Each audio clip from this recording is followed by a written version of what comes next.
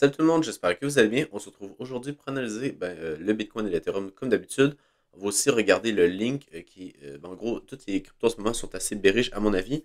Donc, ça va être vraiment des setups plutôt de short que je vais vous montrer aujourd'hui. On va également aller voir le PP qui est assez bearish. On a fait une déviation là, au-dessus de son range item frame.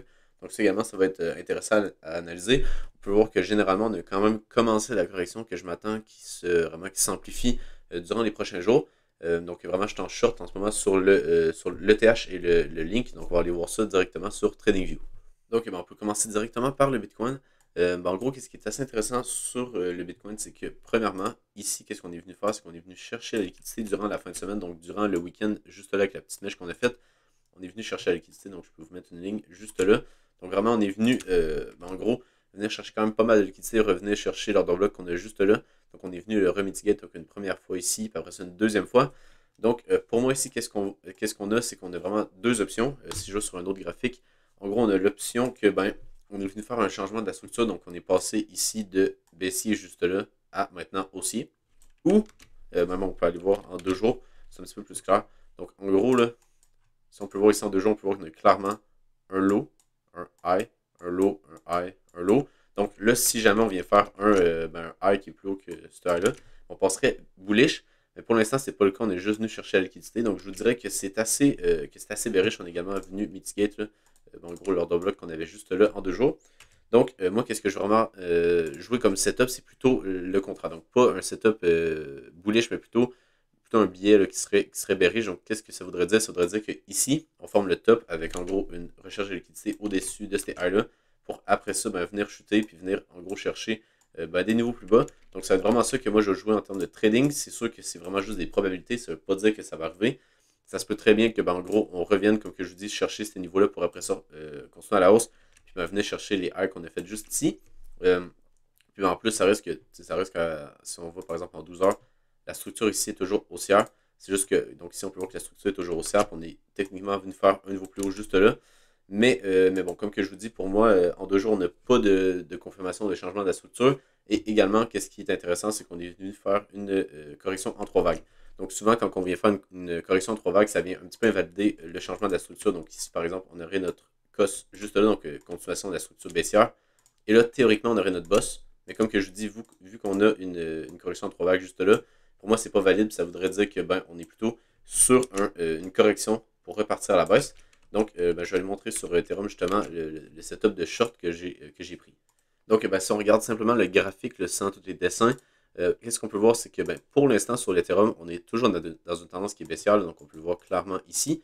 Donc, qu'est-ce que je m'attends ici, c'est qu'on vienne en gros faire un petit peu le même setup qu'on a fait ici et là. Donc, on peut voir qu'on est venu créer une sorte de résistance juste là pour après ça venir la casser. Donc, on est venu faire une déviation pour après ça venir chuter. Après ça, on peut voir qu'on a fait la même chose juste là. Donc, on est venu faire une déviation pour après ça venir chuter juste là.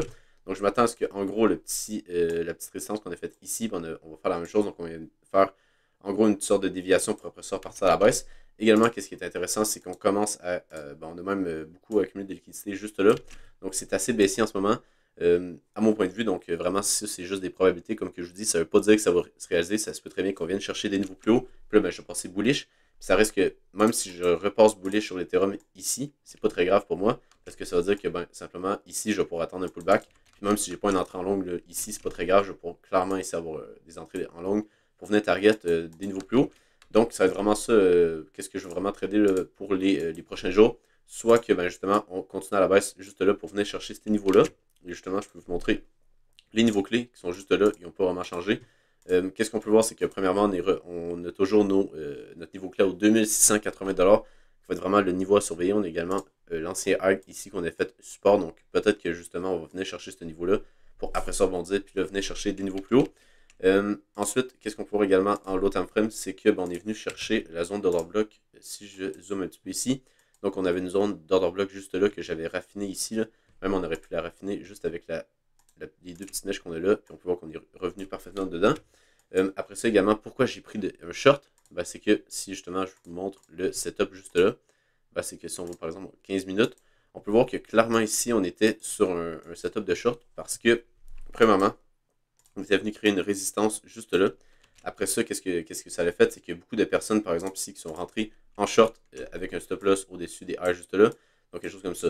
Donc il y a beaucoup de personnes ici qui sont rentrées en short clairement parce que on est venu créer une résistance, on est venu faire une déviation. Mais moi, je ne suis pas rentré en short parce que je savais qu'on avait une zone d'order block à venir chercher. Donc je savais que ici c'était juste de l'inducement. Puis après ça, on est venu faire une déviation juste là. Donc pour moi, après qu'on est venu faire la déviation ici, pour moi, on passait de justement de bullish à bearish. Également, qu'est-ce qu'on avait? C'est qu'on a accumulé la liquidité juste là. Donc moi, vraiment, je pensais que minimalement, on viendrait chercher ce niveau-là. Puis qu'est-ce qui est intéressant, c'est qu'après qu'on vienne chercher ce niveau-là, pour moi, après ça, je pouvais clairement me protéger sur ce trade-là. Donc ça veut dire que si, par exemple, je voulais shorter ici, puis que je m'attendais à ce qu'on vienne minimalement chercher ça, après ça, clairement, j'avais un moyen de mettre à break-even, comme que j'ai fait ici.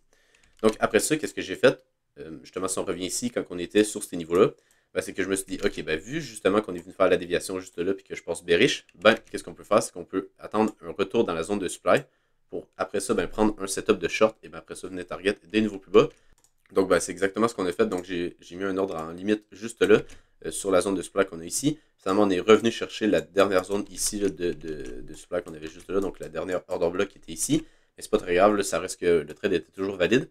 Donc, après ça, on est bien corrigé. Là, donc, on est venu chercher la liquidité ici. Qu'est-ce qu'on peut voir également, c'est ça, c'est que j'ai mis mon stop loss au-dessus de ce high là. Donc là, j'étais à peu près à break-even. Clairement, ici, pour moi, je m'attends à ce qu'on continue notre baisse. Donc, on ne s'arrête pas ici. C'est sûr que là, vu qu'il y avait beaucoup de liquidités à venir chercher là, c'est normal que le prix accumule ici. Donc, il reste sur ce niveau-là parce qu'il y avait beaucoup d'ordres qui étaient placés ici. Donc, le temps que tous les ordres se fassent prendre dans le marché, là, puis qu'on ait justement peut-être un nouveau mouvement baissier, ça prend quand même du temps. Donc, ça, c'est normal qu'ici, que le marché stagne un peu. Après ça, qu'est-ce qu'on peut voir également, c'est qu'on a une belle zone d'order block. Donc, si jamais on aurait, par exemple, un petit rebond, je pense qu'on pourrait venir chercher ça ici avant de dump.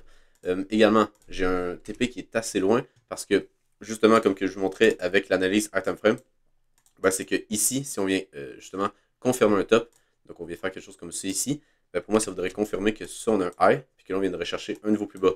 Parce qu'on viendrait chercher la liquidité ici, puis on viendrait chercher le niveau clé aux 2680$. Donc, c'est pour ça que j'ai mis mon TP justement sur ces niveaux-là. Et c'est aussi pour ça que ce trade-là, je vais vraiment plus le manager de façon à vraiment laisser le prix un petit peu plus faire qu'est-ce qu'il veut. Donc, si jamais il veut faire un pullback, c'est correct. Ça ne me dérange pas du tout qu'on vienne faire quelque chose comme ça ici, qu'on vienne cracher pour après ça, par exemple, venir chercher les zones de demande qu'on a là, remonter un peu pour après ça, réattendre faire un petit range pour après ça venir chuter. C'est vraiment correct qu'on fasse ça. Donc, c'est pour ça que, en gros, je vais vraiment laisser le trade vraiment se dérouler sans trop me stresser parce que si jamais on vient me stop là, c'est pas plus grave, je suis à break-even. Donc, ça, c'est correct pour moi. Puis, si jamais on vient chercher mon niveau clé juste là, c'est un trade à 19 heures. Donc, on s'entend que c'est vraiment une opportunité que c'est vraiment rare qu'on a parce que c'est rare qu'on va venir justement chercher des niveaux d'order block avec une belle distribution. Donc, on a une belle déviation là, comme qu'on a fait ici avec justement une création d'une résistance. Après ça, on vient faire liquidation de la résistance. Donc, on vient faire une déviation au-dessus pour après ça, justement, en plus, on venait accumuler de la liquidité juste en dessous ici. Et là, on avait un parfait pullback. Donc, ça faisait vraiment du sens de rentrer en short. C'est rare qu'on a ce genre d'occasion-là. Donc, c'est pour ça que, pour justement après ça, venir target cet lot-là. Donc, c'est pour ça que justement, je suis rentré en short avec une target qui serait vraiment assez basse. Donc, ça va être intéressant de voir ce qui va se passer durant les prochains jours parce que, clairement, ça pourrait être un excellent trade de 19 heures. C'est assez rare qu'on peut avoir ça comme opportunité. Mais je vais vraiment vous updater assez souvent sur Twitter également. Si jamais vous voulez aller me suivre là-bas pour justement des updates sur ce trade-là. S'il se passe bien ou si je me fais ce stop-là, ça break-even, c'est pas plus grave non plus que ça. Aussi, qu'est-ce que je voulais vous faire une update, c'était sur le link parce que j'ai également pris un short. En gros, avec un petit peu la même réflexion que ce que je vous avais montré sur l'Ethereum. Donc, en gros, on peut aller directement à l'autre time frame parce que c'est vraiment la même chose. Si je vous remets ici, on a une zone de supply juste là qui est plutôt à time frame. Puis je m'attends à ce qu'on vienne faire une déviation au-dessus des highs qu'on a là. Pour, donc, dans le fond, ce high-là ici. Pour après ça venir chuter et venir chercher des niveaux plus bas. Donc, c'est pour ça que j'ai pris un short juste là. Donc, c'est vraiment la même analyse. C'est pour le même biais. Puis, en gros, vu que j'étais à break-even sur l'Ethereum, je me suis dit que, vu que j'étais assez confiant dans le fait que, ici, on devrait chuter sur les cryptos, ça ne me dérangeait pas vraiment de reprendre un autre short, justement avec encore 1% de risque. Mais là, vu que j'étais à break, vu que j'avais aucun risque sur le trade de l'Ethereum, c'est comme si là, encore une fois, j'avais 1% de risque sur ces trades-là. Donc, le trade que ici on a sur le link, ça me ferait à peu près 10 heures. Et en gros, si on prend plus l'Ethereum que c'est 19 heures, en gros, qu'est-ce que je fais en ce moment, c'est que je risque 1 heure pour gagner 29 heures. Donc, vous imaginez que, en gros, c'est pas très compliqué de prendre la décision de prendre ce trade-là, surtout quand que, en gros, je suis assez confiant sur qu'est-ce qu'on a fait ici. Donc, même chose. On est venu faire en gros, une sorte de résistance ici. avec une déviation au-dessus de ces highs-là, on est venu faire une inversion de structure. Donc, premièrement, ici, on est venu chercher la liquidité au-dessus de ce high-là ici. Après ça, on est venu faire un niveau plus bas. Donc, pour moi, ça veut dire que la structure est maintenant baissière en low time frame. Et justement, vu qu'on est dans une zone de supply en high time frame, donc juste là, ce niveau-là qui est, si on va même en weekly, on peut bien le voir là, avec les deux mèches qu'on a juste là, on a clairement un order block, parce qu'un order block, c'est un mouvement haussier avant un mouvement baissier. Donc ici, on l'a clairement, après ça, on a une belle baisse. Donc c'est pour ça que je suis venu prendre un short juste là, avec en gros un TP sur la zone de demande en daily qu'on a. On n'est pas venu chercher là. En gros, qu'est-ce qu'on a ici, c'est qu'on avait une zone de demande en daily qu'on n'est pas venu chercher. Donc ça se pourrait très bien pour un petit peu de faire le gap à venir chercher juste là. Donc, qu'est-ce que j'ai fait, c'est que justement, j'ai mis mon TP juste ici. C'est sûr que j'aurais pu target un peu plus bas là, vers ce niveau-là, mais en vrai, ça ne m'intéressait pas vraiment parce que je veux vraiment voir qu'est-ce que le prix va nous faire. Également, qu'est-ce qu'on peut voir, c'est qu'on a de la liquidité accumulée juste là. Donc, ça va être intéressant de voir qu'est-ce qui va se passer, mais en gros, sincèrement, en ce moment, on a de belles opportunités de short. Puis vraiment, si jamais ça se déroule, ça va être vraiment de très très beaux trades parce qu'on parle quand même de 29 heures pour simplement risquer 1 heure. Donc, on est vraiment sur une situation qui est assez rare qu'on a, mais que justement, quand que ça arrive, il faut capitaliser dessus. Puis vraiment, pas hésiter justement à prendre ces trades-là quand ils respectent notre plan. Puis que justement, c'est des setups qui sont à plus. Également, je vais faire une petite update sur l'order flow du Bitcoin. Donc, qu'est-ce qu'on peut voir ici à court terme, c'est qu'on a un petit pump. Mais plutôt que ce qui est intéressant, c'est qu'on a eu pas mal, en gros, d'open interest qui a descendu durant la baisse qu'on a là. Donc, en gros, ça, c'est pas nécessairement qu'est-ce que je voulais voir au niveau pour que ça soit baissier. Parce que, en gros, vu que justement, on a eu de l'open interest qui a descendu ici, c'est que qu'est-ce que j'aurais voulu voir à la place, c'était plutôt ça ici. Donc, on a beaucoup d'open interest qui augmentent. Donc, qu'est-ce que ça veut dire sur le Bitcoin? Ça veut dire qu'on a eu beaucoup de positions, surtout des longues là, qui sont rentrées ici parce qu'on peut voir que les fundings ont vraiment augmenté avec l'open interest qui a augmenté. Donc, ça veut dire qu'ici, c'était plutôt des longues. Puis, on peut voir qu'ils se sont bien fait liquider. C'est ça, j'aurais aimé ça qu'ils gardent leur position un petit peu plus longtemps puis que le prix vienne chercher plus bas avant de venir les liquider. Mais bon, c'est pas plus grave que ça. Ça reste que si on regarde ici sur le pump qu'on a fait juste là, on peut voir qu'on a énormément de positions qui se sont ouvertes ici. Donc, pour moi, ça voudrait dire que c'est peut-être justement des longues là, qui sont rentrées juste là, sur ce niveau-là. Puis que qu'est-ce qu'on pourrait faire, c'est qu'on pourrait justement venir les liquider. Donc, sûrement qu'ils ont leur stop loss se passer juste là. Donc, qu'est-ce qui serait intéressant, ça serait vraiment de venir les liquider. Puis en gros, que l'open interest, en gros, on peut voir qu'on a un petit range ici avec le haut du range juste là et le bas du range qui se situe juste ici. Donc, pourquoi pas revenir juste là, donc, puis venir vraiment liquider toutes les longues qui sont rentrées sur ce niveau-là ici, qui ont été vraiment très, très agressifs. Donc, c'est pour ça que, justement, c'est une autre indication qui m'a fait rentrer en short, puis que j'ai autant de conviction dans le sens que le marché, justement, est bearish en ce moment. Autre chose que je voulais vous montrer, c'était l'order flow de l'Ethereum. Donc, qu'est-ce qu'on peut voir ici, c'est que c'est encore plus bearish que sur le Bitcoin. Pourquoi? Parce que, premièrement, on a énormément d'open interest qui augmente. Donc ça, c'est un bon signe. Ça veut dire qu'il va sûrement avoir de la volatilité durant les prochains jours, les prochaines semaines. Ça va dépendre de quand que le range ici, là, le gros range qu'on a là, va casser à la hausse ou à la baisse. Je m'attends à une cassure à la baisse, mais bon, on va voir. Également, qu'est-ce qui est intéressant, c'est que comme sur le Bitcoin, sur le petit pump qu'on a eu ici, on peut voir qu'on a eu beaucoup d'open interest qui a augmenté juste là. Donc, même depuis le lot qu'on a fait ici, donc ce lot-là, on peut voir qu'on a énormément d'open interest qui a augmenté. On peut voir également que sur la petite région qu'on a là, on a les fundings qui ont bien augmenté. Et également, si on va voir sur le top qu'on a ici, on a également pas mal d'open interest qui a augmenté.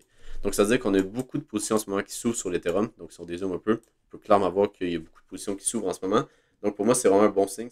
Donc, si vous avez aimé la vidéo, n'hésitez pas à vous abonner sur Twitter et sur YouTube. Sinon, je vous souhaite une bonne journée et on se retrouve pour une prochaine vidéo. Bye!